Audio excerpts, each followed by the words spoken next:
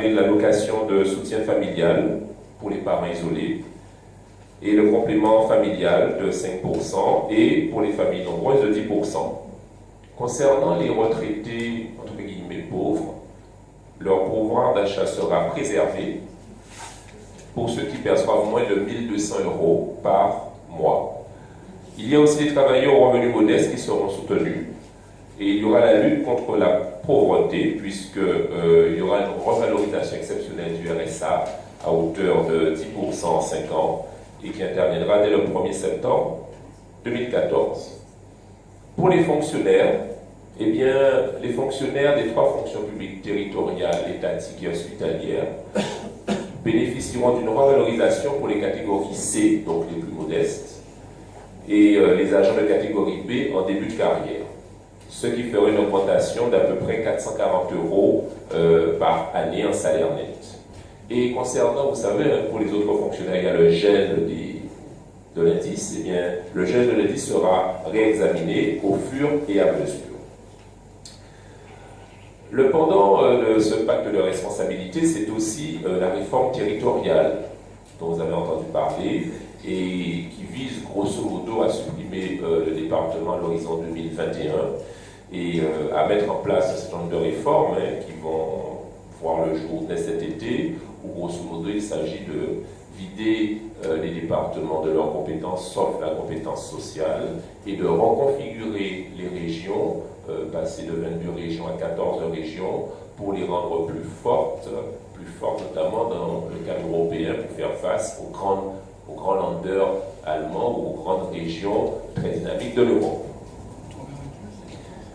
Oui, Outre-mer inclus, tout à fait, les 14, parce que bon, pour l'Outre-mer, les régions, il n'y aura pas de fusion, il n'y aura pas de région Antilles-Guyane ou Antilles, on reste Guadeloupe, Martinique, Guyane, Réunion, Mayotte.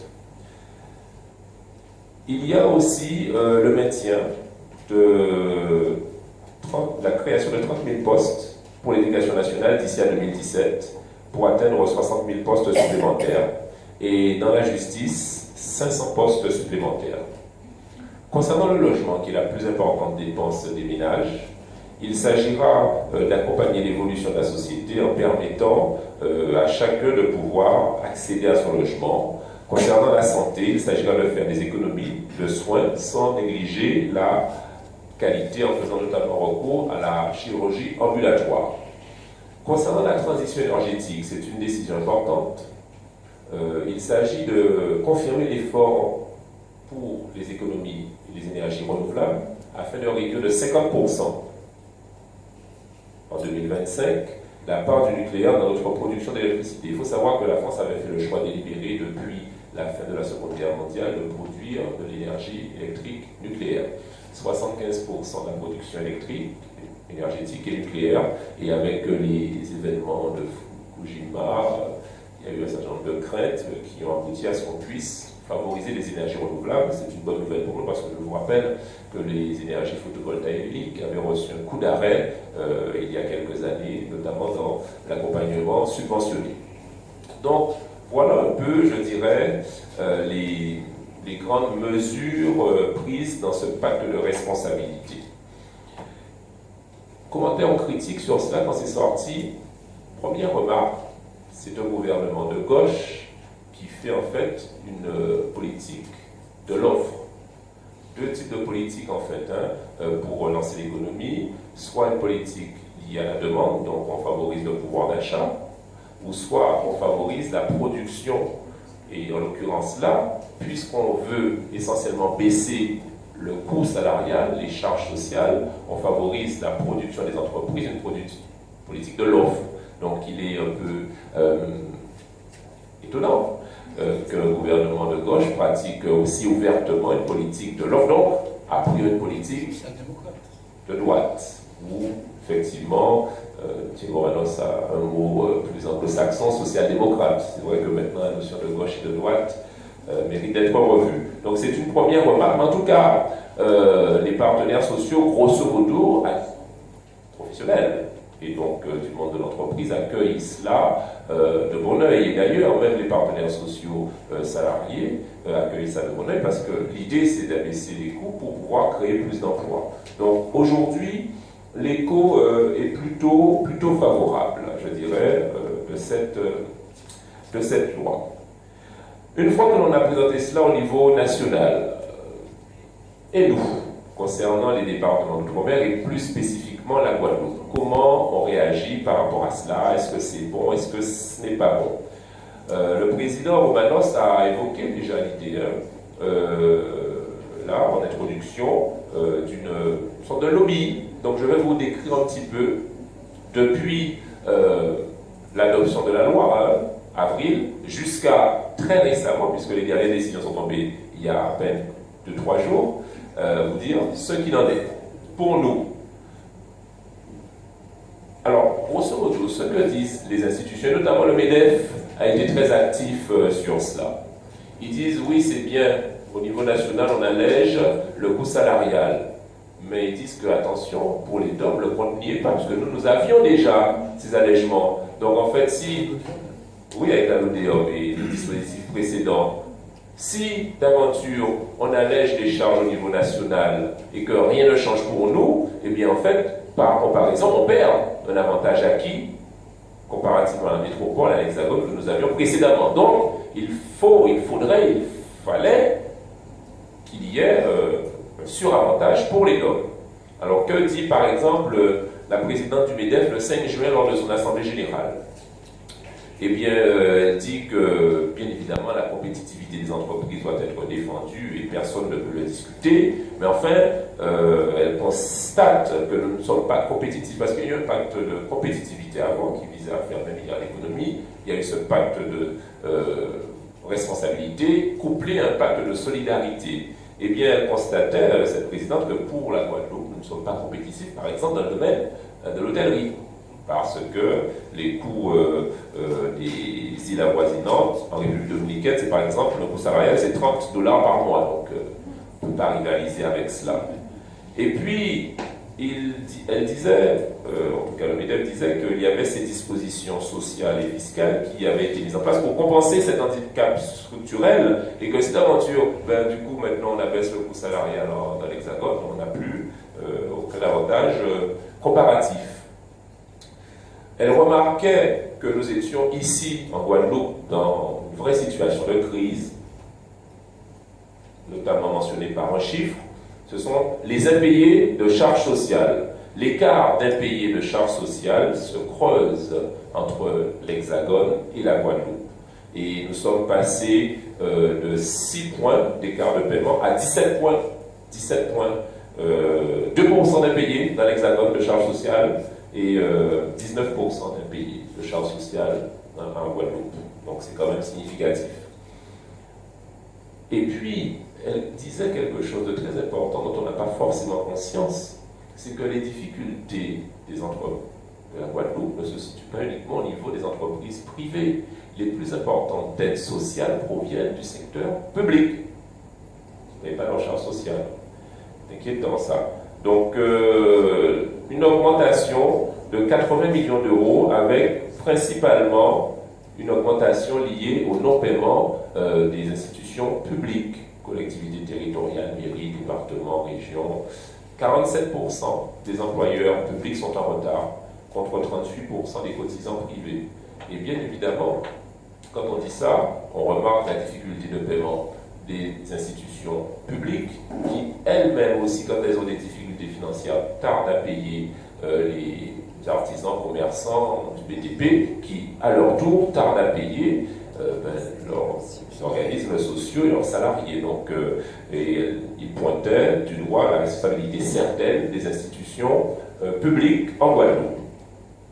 Donc, ce constat fait, le MEDEF disait dans un communiqué de presse du 7 mai, donc la loi est passée, je l'ai dit, fin avril, 7 mai, le communiqué de presse du MEDEF, eh bien, il disait, pour autant, et concernant le CICE, prenant acte que sa mise en place initiale a eu pour corollaire l'abaissement généralisé des exonérations de charges, il y a eu un très bel article d'ailleurs de mon frère Charles-François, qui est aussi au MEDEF, qui disait grosso modo que qui dit mise en place du CICE dit qu'on nous a compensé des avantages qu'on avait déjà par rapport à la LODEOM. Ça veut dire que grosso modo, ils ont compensé, ils nous ont donné d'une main, ils ont repris d'une autre.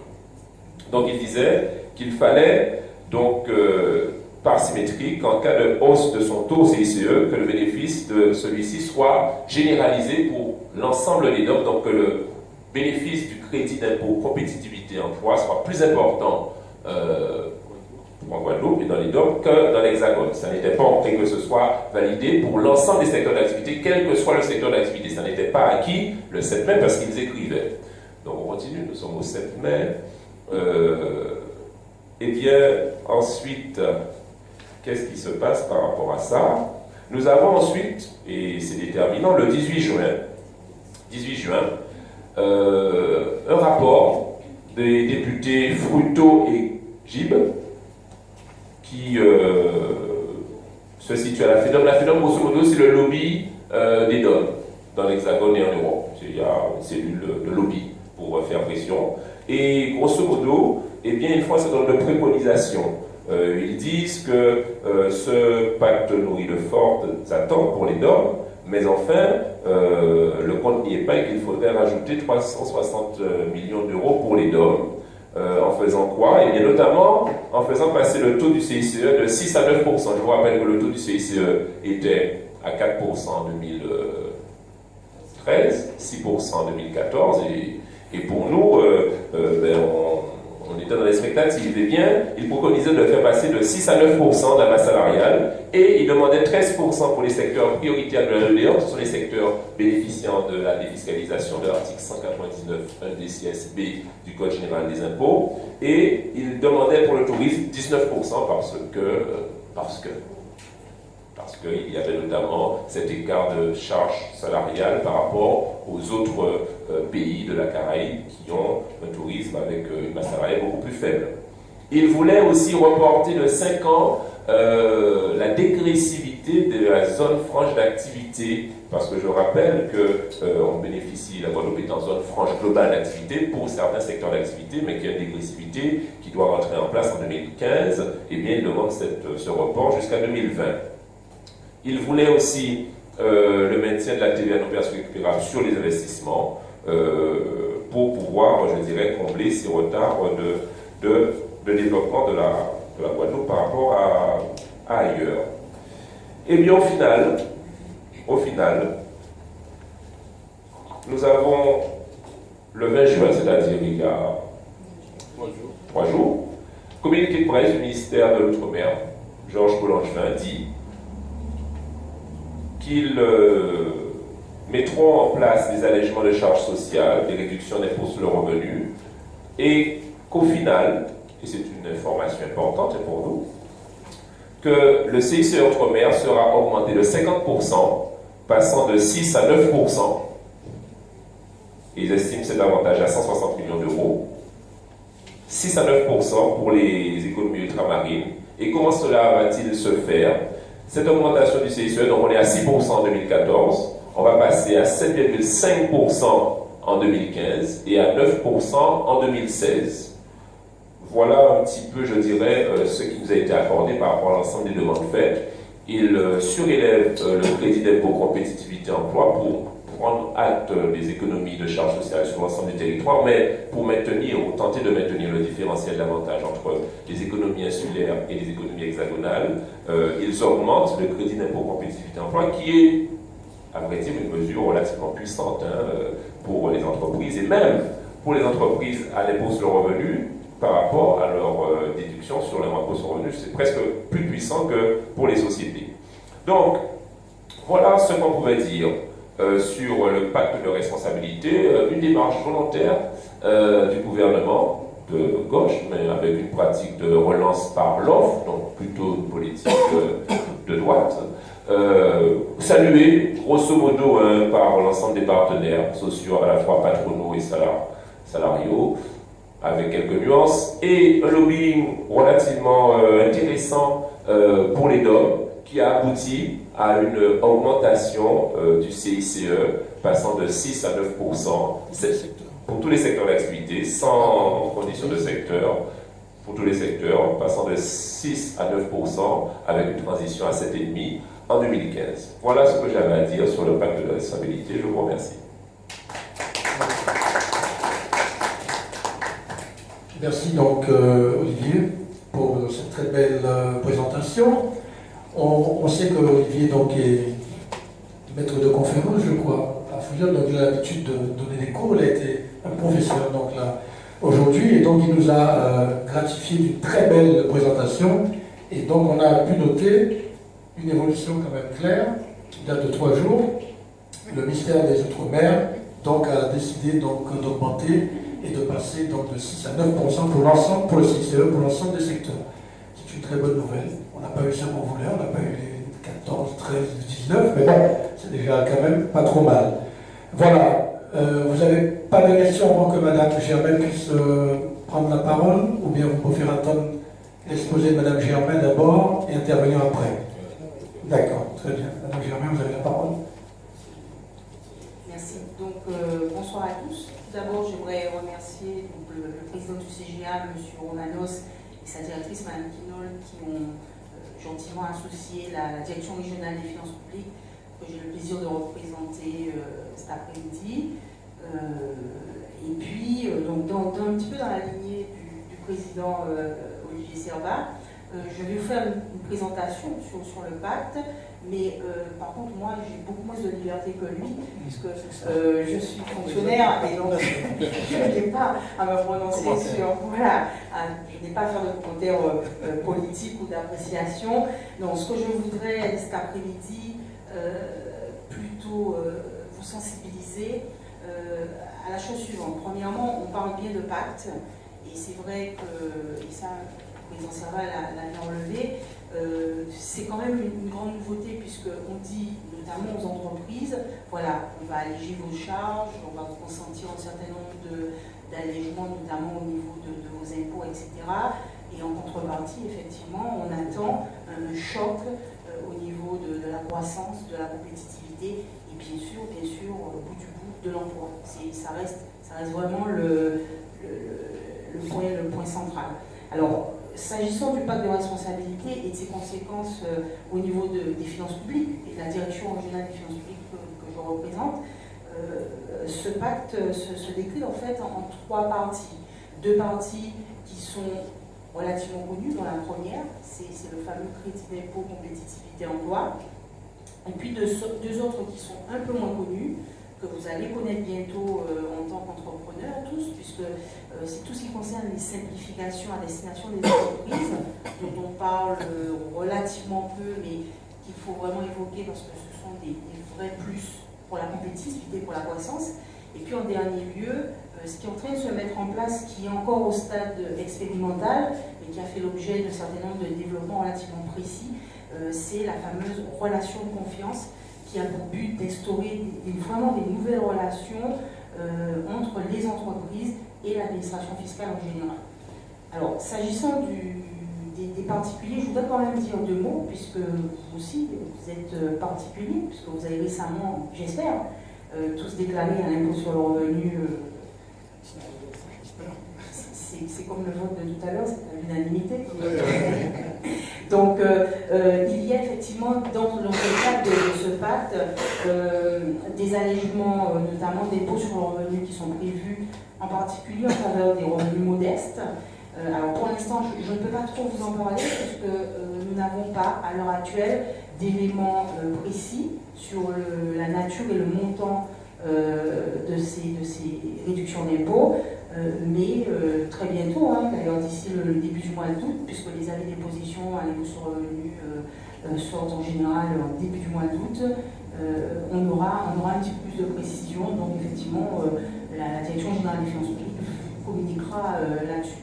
Donc sur le pacte, c'est vrai que le plus intéressant, le plus emblématique aussi jusqu'à présent, depuis moins d'1 an quasiment, ça reste toutes les mesures qui sont à destination des entreprises. Alors, la première mesure de ce pacte, ça reste le crédit d'impôt, compétitivité, emploi, le fameux CICE. Alors, je ne vais pas développer de façon technique ce qu'est le CICE, parce que le président Romanos l'a rappelé, Et je sais qu'avec l'ordre des experts comptables, avec un certain nombre d'organismes professionnels, la Direction régionale des finances publiques et un petit peu des organisations comme le CGA ont très largement diffusé, la Chambre de commerce également, les différentes chambres consulaires ont très largement diffusé des informations à destination de leurs adhérents. Par contre, il est important quand même de mettre l'accent sur quelques points précis. Le crédit d'impôt compétitivité emploi, c'est vraiment la mesure phare du pacte de compétitivité, puisque l'État vous dit à vous, entrepreneurs, je vous consens un crédit d'impôt qui est imputable sur votre impôt ou restituable, soit immédiatement, soit à l'issue d'un certain temps, en général au bout de 3 ans. En contrepartie, effectivement, vous allez embaucher, et vous allez embaucher pour développer votre entreprise, pour être plus compétitif. On parlait des hôteliers tout à l'heure, mais aussi pour innover, pour la recherche, pour le développement de ce qu'on a appelé la transition énergétique également, la transition écologique, qui est un autre volet qui va être développé d'ailleurs dans les mois qui viennent. Vous voyez, ce sont des sujets qui vont revenir très rapidement. Donc en fait, l'idée, c'est qu'on met en place un dispositif qui est simple, puisque c'est un taux. Alors on a commencé en 2013 avec 4%, cette année 2014, le taux est de 6%, et puis on a vu avec le président Servat, effectivement, au moins pour nous, ça va être 7,5% l'année prochaine pour arriver à 9%. Peut-être que les choses évolueront, hein, qui sait.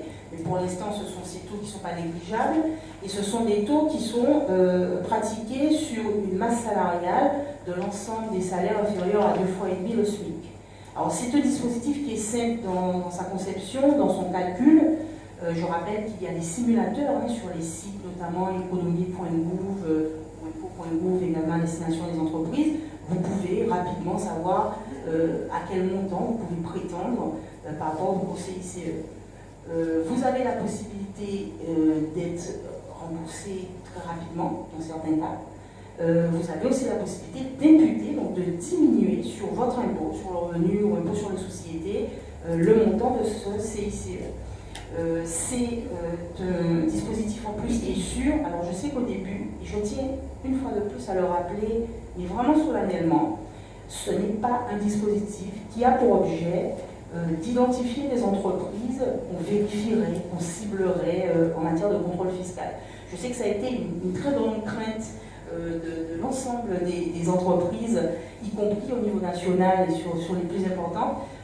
L'administration fiscale, effectivement, peut intervenir dans le cadre de contrôle fiscal, va contrôler le calcul du CICE, mais ce n'est pas un motif de déclenchement de contrôle fiscal. Je ne vais pas vous dire quels sont ces motifs, ça reste de notre domaine un peu secret, c'est notre jardin privé, on va dire, mais sachez que ce n'est pas un critère de sélection. Et deuxièmement, il y a aussi une chose qui a été précisée, nous ne contrôlons pas l'utilisation qui en est faite. Alors c'est clair, je vous ai rappelé, c'est un pacte. Il est clair que le but, c'est d'alléger les charges, notamment salariales des entreprises, pour leur permettre de réinvestir cette économie pour se développer, pour être plus compétitif et pour embaucher. C'est évident. Après, on ne va pas aller regarder quel en est l'usage.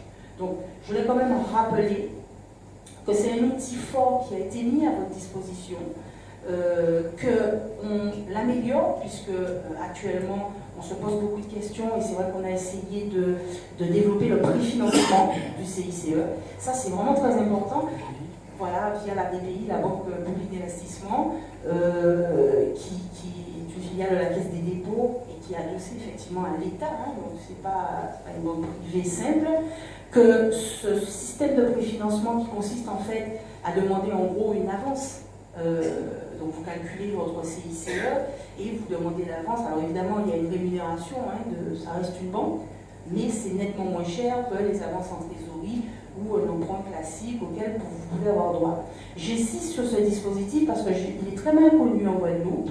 Il faut savoir qu'il est quand même très largement utilisé en métropole et que selon les chiffres nationaux qu'on a, 80% des entreprises qui utilisent le préfinancement en matière de CICE sont des TPE, très petites entreprises, ou des petites entreprises.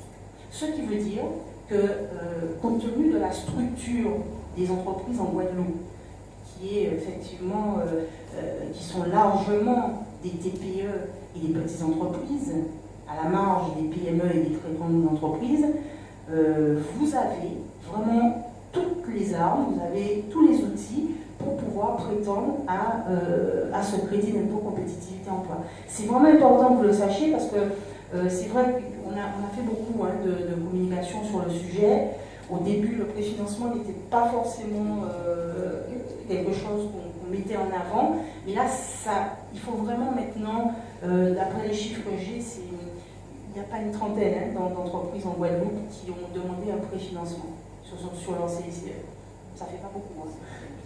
Il faut dire que la BPI s'installe un peu, forcément. Voilà, alors effectivement, il y a un temps d'installation au niveau de la BPI, mais c'est effectivement, moi j'espère bien que d'ici la fin d'année et en 2015, c'est un dispositif qui devrait prendre de l'ampleur, d'autant qu'on vient de le rappeler, les taux augmentent. Donc le gain, effectivement, sera beaucoup plus important. Donc ce serait vraiment dommage de ne pas en profiter. Donc je voulais vraiment insister là-dessus, et puis je voulais insister aussi sur un point qui est très important.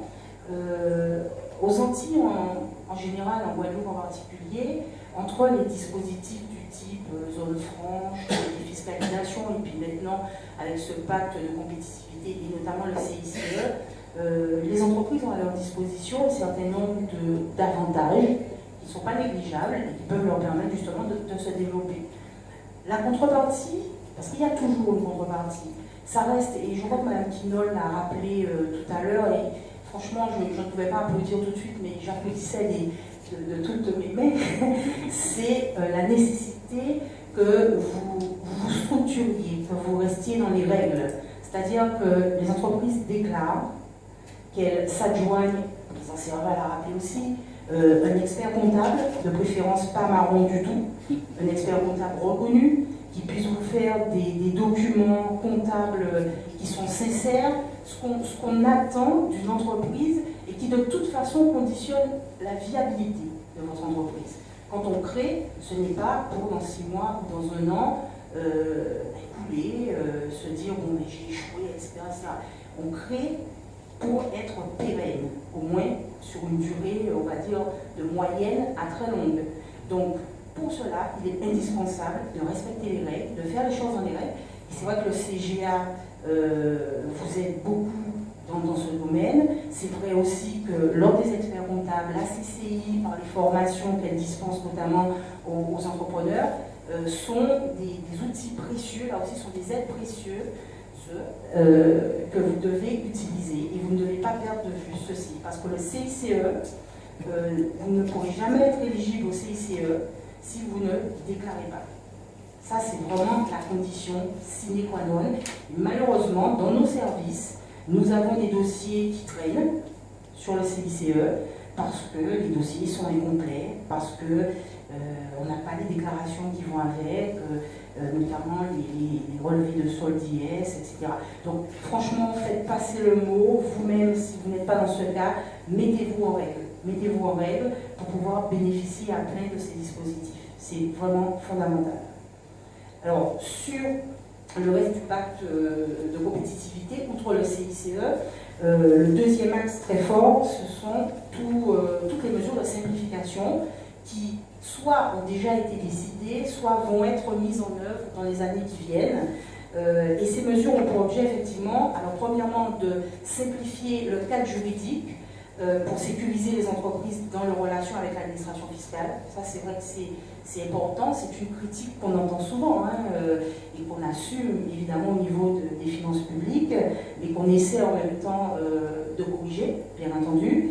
Et le deuxième point, c'est de simplifier les processus déclaratifs. Donc je parlais de la nécessité de déclarer, mais en même temps, on vous simplifie votre processus déclaratif pour faciliter et alléger vos obligations fiscales. Parce qu'on sait que ce n'est pas toujours facile.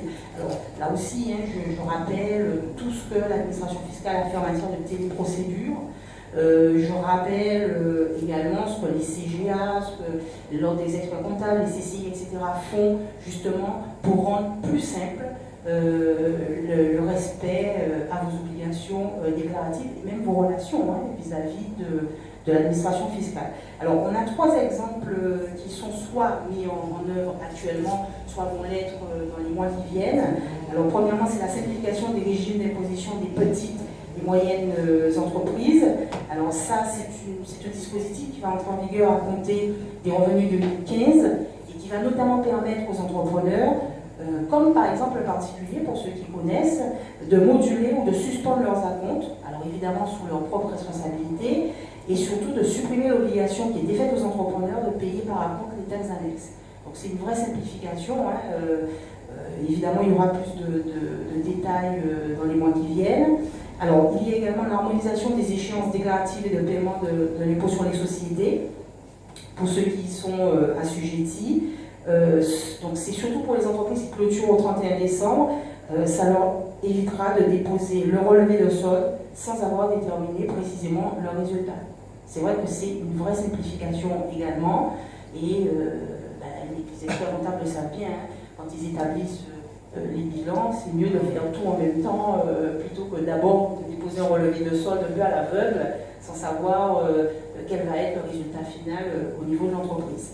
Et en fait, c'est la suppression des déclarations de participation des employeurs à l'effort de construction, puisque les éléments qui étaient demandés sur cette déclaration, alors tout le monde effectivement n'est pas forcément intéressé, mais il y a beaucoup d'entreprises, de petites entreprises et des PME qui sont intéressées. On intégrera désormais les éléments de cette déclaration dans la déclaration annuelle des salaires, puisque les informations sont les mêmes. Donc ce n'est pas la peine effectivement de doubler les déclarations et de doubler les procédures. Alors il y aura un certain nombre de mesures encore qui viendront au fur et à mesure. Pour l'instant, au niveau finances publiques, ce sont les principales mesures que je peux vous annoncer aujourd'hui.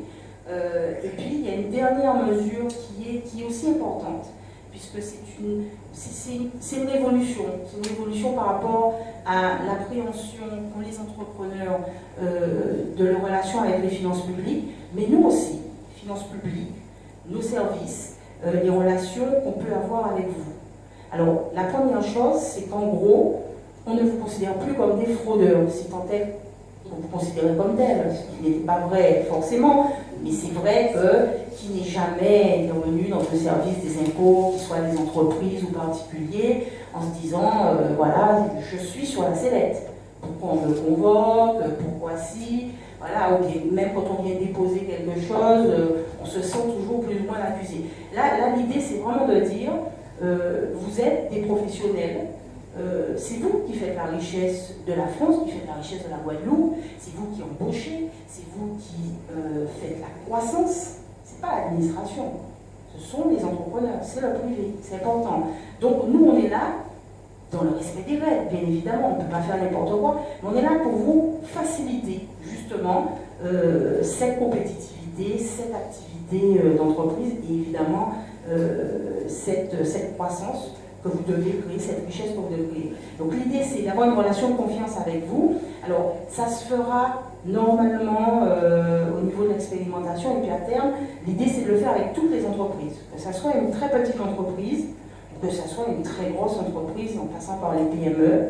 L'idée, effectivement, c'est d'avoir des relations qui puissent permettre de sécuriser tout le processus déclaratif des entreprises. C'est-à-dire qu'on passe une convention avec l'entreprise et on descend un petit peu tous ces processus déclaratifs, toutes les opérations qu'elle fait, en sécurisant les options éventuellement qu'elle prend et qui peuvent avoir une conséquence au niveau fiscal notamment.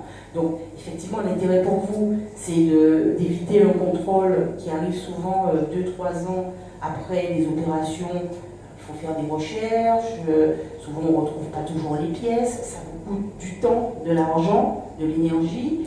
Ça permet aussi de sécuriser les choses, c'est-à-dire que quand vous faites une opération, vous savez qu'elle ne sera pas remise en cause puisqu'elle a été validée a priori par l'administration fiscale. Donc ça, ce sera valable aussi bien, je répète, pour les très petites entreprises, donc c'est un dispositif qu'on pourra mettre en œuvre en Guadeloupe. Ce n'est pas quelque chose qui se fera uniquement en métropole ou dans les dans les grandes villes ou dans les grands bassins d'activité, ça sera mis en œuvre ici. Et évidemment, on sera accompagné des professionnels comme les experts comptables, comme le CGA, comme la CCI, comme les différents ordres professionnels, etc.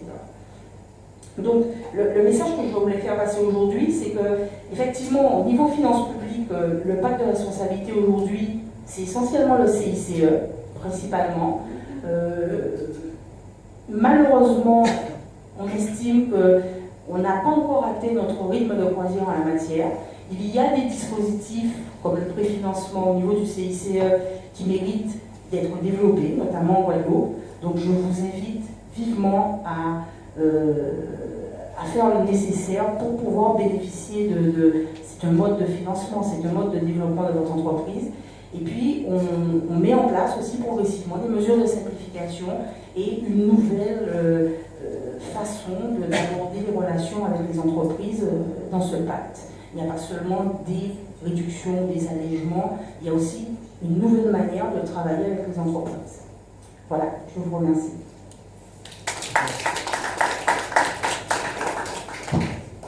Merci Madame Germain pour cette très belle présentation. Vous avez des questions maintenant à poser? On a écouté donc les deux exposés. Et donc, vous avez compris c'est quoi le pacte de responsabilité de solidarité avec la déclinaison outre-mer qui a été présentée par notre ami, donc Olivier Savard. Pas de questions? Si, alors moi j'en ai une. Oui, madame. Il y a quelque chose que je n'ai pas bien saisi en fait. Quand vous parliez en 2015, alors concernant le CICE, le taux passerait à 7,5%. C'est 7,5% de quoi? La masse salariale de quoi, c'est ça? Voilà, c'est la masse salariale. C'est la masse salariale. Des salaires Les salaires, inférieurs à elle fait à 2,5 le SMIC. D'accord, Voilà, d'accord. On a une autre question? Juste, si vous avez des questions très techniques, vous posez ce genre de questions que vous n'osez pas les poser, c'est jamais. Non, vous avez des sites gouvernementaux. Alors, je parlais d'économie.gouv.fr. Vous avez aussi ma-compétitivité.gouv.fr où vous avez des forums uniquement consacrés, notamment au CICE, avec tout un tas de questions du style, effectivement, est-ce que telle prime est éligible au CICE? Parce qu'au sein même de ces salaires, de cette masse salariale, il y a des choses qui sont éligibles, d'autres qui ne le sont pas. En gros, est éligible tout ce qui est déductible au niveau, effectivement, des salaires et traitements au sein de l'entreprise. Alors après, il y a des dispositifs aussi particuliers, quand vous avez des salariés à temps partiel, qui ne travaillent pas toute l'année, etc. Donc vous avez des réponses très précises sur économie.gouv.fr, sur ma-compétitivité.gouv.fr et également vous pouvez trouver des informations sur le site de la Direction Générale des Finances Publiques, impôts.gouv.fr. Vous avez une rubrique consacrée aux entreprises. Merci. En euros, si on simplifie un petit peu l'histoire, en 2014, un salarié à temps plein payé au SMIC, ça fait à peu près un crédit d'impôt de 1 500 euros. Donc raisonnez comme ça, par salarié payé au SMIC, 1 500 euros de crédit d'impôt. Pour l'année, à peu près.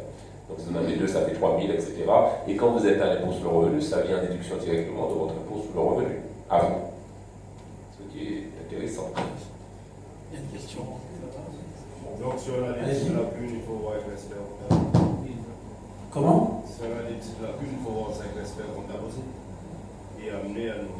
Vous êtes allé voir au centre de gestion agréé, vous pouvez voir aussi au point du centre et si vous avez des techniciens, des collaborateurs qui sont à votre disposition.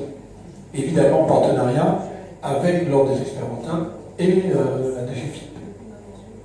Ma question, ce sera à M. Serva. Je disais qu'il a bien fait Thierry Général, artisan boucher, il a bien fait l'exposé de la CICE. Et j'espère qu'en tant que chef d'entreprise, pour rejoindre madame, les chefs d'entreprise l'entreprise doit être saine, ça veut dire avoir un expert comptable. Je pense que l'expert comptable aussi doit consacrer aussi le même 30 minutes à son client pour lui expliquer le CICE, parce que jusqu'à aujourd'hui, j'ai pas son retour au niveau de mon comptable du CICE. Et j'espère que l'intervention de M. Serva, il maîtrise mieux le CICE et pourra faire remonter à son client le mécanisme de ce processus mis en place par le gouvernement. Je reconnais là le PEPS du président Génélor, qu'on retrouve par ailleurs. C'est vrai que Mme Germain l'a dit aussi, il y a une période un peu d'incertitude, notamment sur le préfinancement du CICE, qui n'a pas été très utilisé, mais c'est vrai que dès que c'est la première fois, il peut y avoir quelques hésitations, quelques zones de troubles, mais là maintenant, je crois qu'à l'issue de cette période fiscale où nous avons pu bien pratiquer le CICE et où nous avons pu le mettre en place, notamment pour la déclaration d'impôt sur le revenu de nos clients, je crois que là, maintenant, tous les professionnels sont à même d'accompagner leurs clients. Mais retenez, moi j'insiste sur ça parce qu'on ne s'en rend pas bien compte, mais quand vous êtes en impôt sur le revenu, vous avez une entreprise avec 4-5 salariés, en fait, le crédit d'impôt vous revient à vous, à votre foyer fiscal, à vous. Je pense que vous l'avez pratiqué. Si vous ne l'avez pas pratiqué, il n'est pas trop tard pour corriger. Mais le crédit d'impôt calculé, par exemple, sur votre entreprise par rapport au salaire de vos employés, eh bien, ce crédit d'impôt s'impute sur votre impôt sur le revenu personnel. C'est intéressant. Si vous avez... quand ils sont à l'impôt sur le revenu. Voilà. Sinon, ça s'impute directement sur l'impôt sur les sociétés à payer de l'entité. C'est puissant, hein. En fait, il y a d'autres dispositifs où on avait fait beaucoup plus de tapage, c'était pas forcément aussi puissant. Celui-ci, je trouve que, bon, on ne le dit pas assez, c'est un dispositif relativement puissant pour l'allègement du coût salarial et pour le chef d'entreprise. Surtout qu'on passe de 4 à 9%. Donc j'ai dit, c'était 1 000 € en 2013, 1 500 € en 2014, on passe à 7,5 puis 9, on va passer à 2 200, 2 300 € par salarié. Il suffit que vous ayez 5 salariés, ça vous fait une économie déjà d'impôt de 10 000 €. C'est pas rien. Oui, mais c'est au prorata. On a des salariés au SMIC, on a des salariés à temps partiel. C'est au cas par cas, c'est calculé. Absolument, parce que c'est dans la limite de 2,5% du SMIC. Mais là, je prenais l'exemple d'un salarié au SMIC à temps plein. Après, on peut faire des... Mais vous avez, je rappelle, pour monsieur, si vous voulez savoir par rapport justement aux salariés à temps partiel, etc., vous avez un simulateur sur les sites que je vous ai cités, et vous pouvez savoir très rapidement, de façon relativement fiable, après on n'est pas à 2 € près, vous saurez exactement le montant global auquel vous pouvez prétendre, compte tenu de la situation. On va appeler au centre de gestion. On va vous former, accéder au site que Mme Germain vient de simulateur, comme ça va. Philippe Troupé, vous voulez la parole? Oui, ce n'est pas une question, mais une observation, expérience vécue du CICE, sur lequel je voudrais attirer l'attention des chefs d'entreprise que vous êtes. Ça fait plusieurs fois que je suis interpellé sur le plan, on va dire, des relations sociales dans l'entreprise, avec les salariés. En fait, quand au niveau de la présentation des comptes des sociétés, surtout quand elles sont en société, le CICE il est imputé sur les charges sociales. Alors, quand vous avez à négocier ou en visuel, quand vous regardez votre compte de résultat, vous avez l'impression que vos charges sociales ont diminué. Donc le coût salarial global a diminué.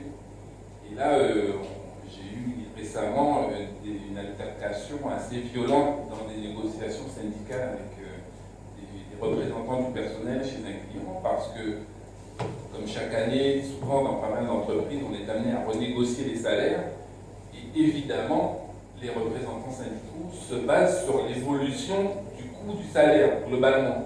On se retrouve dans une situation où finalement, si on lâche,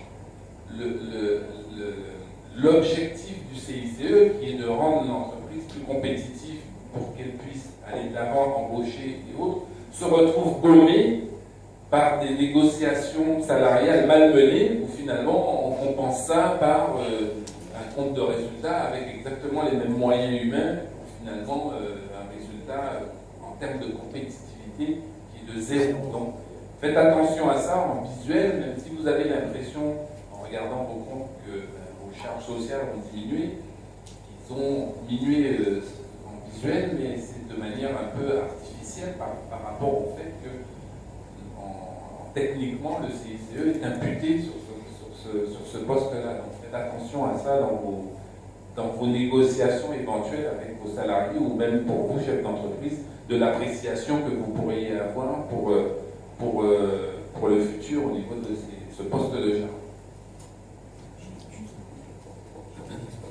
Oui, par rapport à l'intervention de M. Trompé, ça c'est une question qui est revenue de niveau. Du côté social, effectivement dans le cadre des relations sociales d'entreprise, et par rapport aux relations que vous avez avec également vos clients ou vos fournisseurs.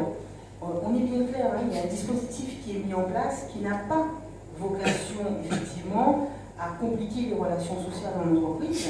Donc il y a une information qui est faite quand c'est prévu, hein, puisque toutes les entreprises n'ont pas de dispositif d'information en fonction de la taille. Vous pouvez éventuellement, s'il y a vraiment beaucoup de soucis, faire intervenir l'expert qui est l'inspecteur du travail, qui pourra expliquer. Tout est une affaire de communication. S'agissant des relations avec vos clients, notamment, qui peuvent... Alors c'est une question qui a été posée hein, également, si on a le forcing pour qu'on puisse baisser nos prix ou qu'on puisse répercuter ça par rapport à notre... Non, ça par contre, là aussi, que ce soit au niveau des fournisseurs ou des clients, si ça doit générer des problèmes au niveau du coût, de la facturation, de votre marge, etc., là, il faut contacter la DDCCRF, la direction départementale de la répression des fraudes et concurrence. Il faut bien rester dans le pourquoi du CICE. Le CICE, quand on prononce CICE, on a tout dit. C'est un crédit d'impôt, compétitivité, emploi. Il n'est que cela. Et au contraire, la première communication vis-à-vis des partenaires sociaux, c'est de leur dire que, justement, en diminuant les charges des entreprises à une certaine hauteur, on favorise l'emploi, on favorise la croissance. Et que ce n'est pas un crédit d'impôt qui est donné de façon libre et sans aucune contrepartie. C'est important, effectivement, de précision. Merci Philippe pour ces questions. Oui, Olivier. Oui, c'est très intéressant la remarque de mon frère Philippe Troupé et de Mme Germain, parce qu'on est au cœur des raisons de la mise en place du crédit d'impôt, compétitivité, emploi. Compétitivité, c'est du côté de l'entreprise. Emploi, c'est du côté notamment des institutions salariales qui seraient fondées à dire votre masse salariale a diminué, vous deviez donner une contrepartie, c'est défendre l'emploi, embaucher. Ça n'est pas placé du côté des institutions salariales, ça n'est pas farfelu du tout, hein, ça n'est pas extravagant. Après, à qui bénéficie ce crédit d'impôt? Compétitivité et ou emploi, ou compétitivité uniquement, ou emploi uniquement, ou les deux, là, l'espace de négociation est ouvert.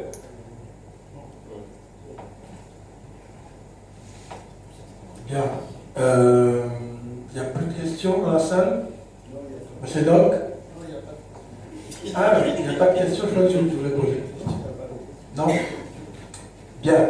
Eh bien, écoutez, pour ma part, j'ai beaucoup apprécié l'intervention de Mme Germain parce que, notamment dans la partie où elle parle de la simplification et des rapports et de la communication des services des impôts, la DGFiP, avec les chefs d'entreprise. Et là-dessus, vous savez, il est important et je crois que de plus en plus, on va vers une dédiabolisation, entre guillemets, du centre des impôts, et c'est important.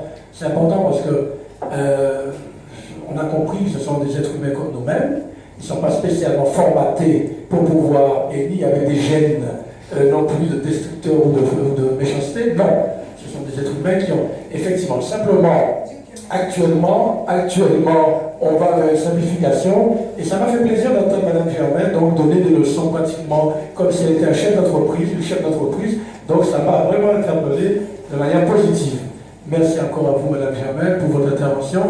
En tout cas, merci à vous tous d'être venus aujourd'hui pour cette belle Assemblée Générale Ordinaire et aussi donc avec cette conférence sur le thème de la responsabilité. Après l'effort, le réconfort, je vous invite à un peu de l'amitié derrière, donc juste derrière, pour qu'on puisse donc déguster quelques et voir un peu de manière à pouvoir partir tranquillement dans nos entreprises ou chez nous. Merci à vous encore.